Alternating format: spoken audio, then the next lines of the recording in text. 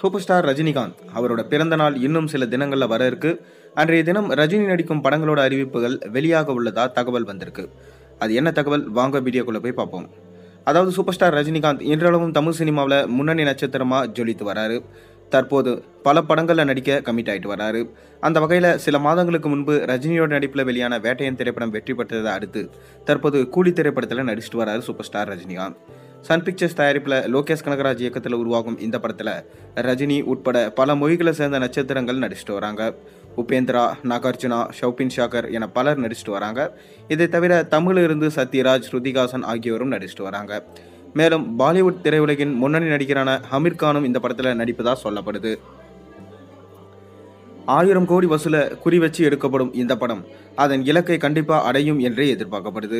இந்த படத்தோட படப்பிடிப்பு ஒரு பக்கம் விறுவிறுப்பாக நடைபெற்று வரும் நிலையில ரஜினி அடுத்ததா ஜெயிலர் 2 திரைப்படத்தில் நடிக்க இருக்காரு.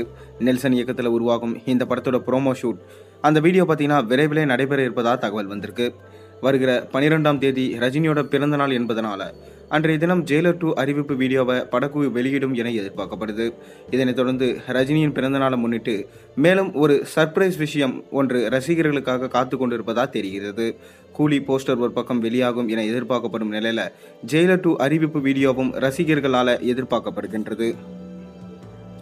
இதையும் தாண்டி ஒரு சர்ப்ரைஸான விஷயம் ரஜினியின் பிறந்த நாளை முன்னிட்டு வெளியாகும் என தெரிய வருது. ஒருவேளை ஜெயிலர் 2 படத்திற்கு பிறகு ரஜினி நடிக்க போகும் படத்தை பற்றிய தகவலா அது இருக்கும் என எதிர்பார்க்கப்படுது.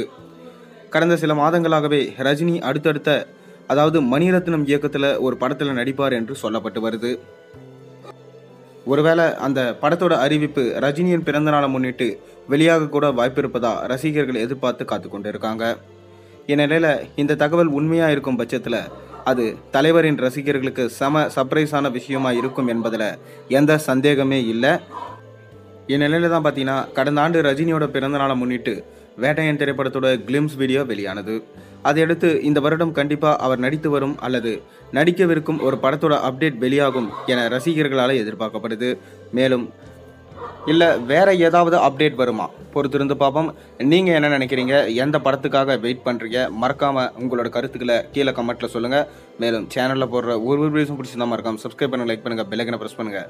அப்போ தான் நான் போடுற வீடியோஸ் எல்லாம் உங்களுக்கு நோட்டிஃபிகேஷனாக வந்து சேரும்.